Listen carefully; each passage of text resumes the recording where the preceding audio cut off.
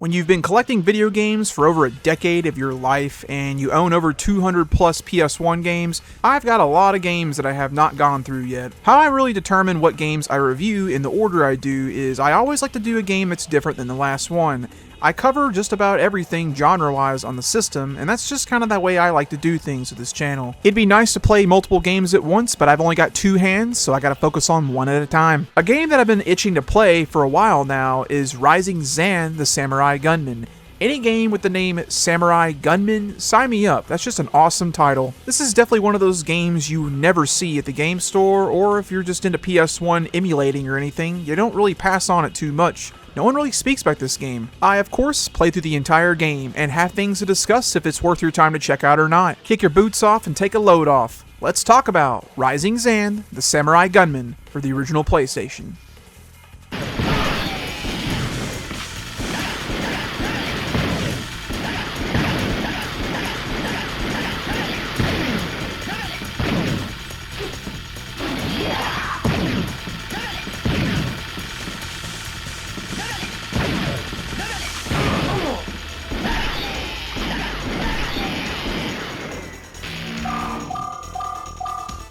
Rising Zan, the Samurai Gunman, came out for the PS1 in 1999 in North America as well as PAL regions. It was developed by UEP Systems and published by H-Tech. UEP Systems is most famously known for making the first two Cool Borders games, and those are great games, by the way, if you've never played them. They don't really have too much under their track record except for Cool Borders and Rising Zan. You play as this guy named Johnny, and long story short, you're a samurai gunman. You've been trained in the ways with your dad's old friend. He's from America normally, but he's been training over in Japan for a couple years. He goes back home to America to his hometown to take down this samurai that he's got revenge on. Well, his hometown's been overrun by ninjas and samurais and all kinds of stuff. He refers to himself as the ultra sexy hero. Yeah, seriously. And he wants to take down all these bad guys and save his hometown and all that stuff. The funniest thing about all this is there is a freaking theme song for this game. Take a listen.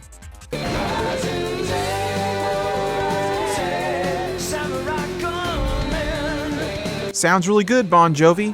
When you cut the game on, you can actually save your game whenever you want to in and out of levels, but you can either go to game start to start up or the training level, which I highly encourage because there's a learning curve to the controls. Rising Zan, through its skeleton, is an action-adventure game, and this game definitely has a control scheme.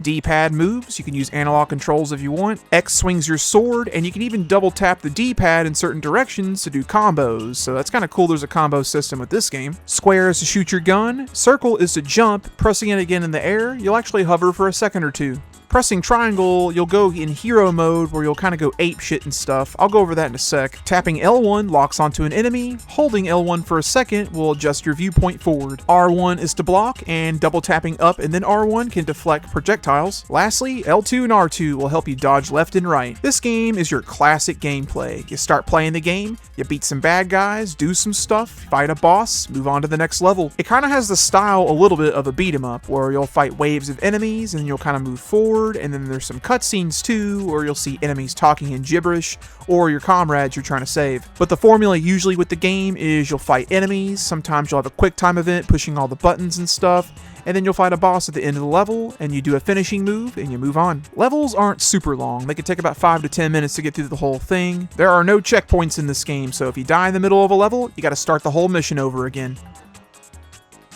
To further explain about the quick time events that you have in this game, you either do them in the boss fight when you beat the boss, you'll do it at the end, or sometimes in the level there's a little event. As the manual says, these are called all button events, or ABE, yeah, there's an acronym for that, and you literally just press every button on the controller except for start and select, and you gotta do it very quickly to get some more points when you're in a boss fight, or in the event like you're pushing up against this hand thing, or you're trying to turn this kabuki theater, you gotta press every button on the controller like you're gonna break it. If you get a certain amount of points on the finishing, you unlock a whole new skill. There's about 7 in the entire game. If you get less than like 70 points or so, you'll pretty much fail and you'll be called a chicken, and that happened to me a lot. Your HUD is pretty standard for the most part. The left side at the bottom, you have your yellowish kind of meter, that's your health, and then on the right side of that is your blue meter, that's your spirit meter for your special attacks.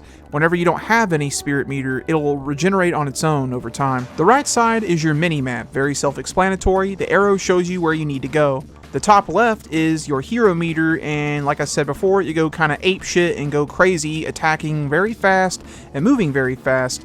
And you get like a number 2, 3, and you can use the triangle button, it'll consume 1. So you can do it up to 3 times. It's really good for boss fights. Pickups are pretty straightforward in this game. You'll find food like burgers, bananas, sushi, it'll heal your health. You can find bullets, it'll give you some extra firepower that you can use.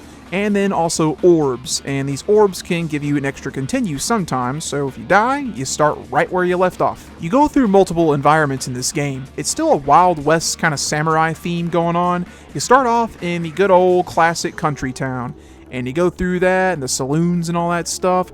Then there's the train level. It's got a bunch of random stuff going on. You got time limits that you have to endure all these enemies fighting, or you have to hit a switch to activate something. My favorite level in the game is the minecart level. Yeah, they did some Donkey Kong Country stuff here.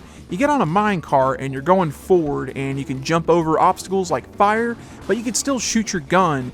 It's only for that part of the level, but it's pretty fun to do. Of course, you gotta have a Japanese-style castle, and that's kind of the last part of the game as you go through that. There's even a level where you're going through rooms in the Japanese castle, and you have like a baseball section, as well as a freaking slot machine. It's just kind of weird and random, but I still liked it. Definitely usual suspects for this kind of game, but they're well done. There's definitely a lot of enemy variety in this game. You got these like floating straw guys, they're kind of like your henchmen, your grunts. There's also tons of samurais and ninjas you'll be killing, and whenever you do kill them, blood just gushes everywhere. Yeah, this is a PS1 game. There's also some profanity in this game. Some of the enemies, they really want to say the F-bomb, but they just don't. Every level has a boss fight too, and there's a lot of mini bosses, so you'll be fighting bosses quite a bit, and they're all pretty easy for the most part, I'll be honest with you. Simple patterns, but nonetheless, it's still fun to just go into hero mode and just mow them down with your katana.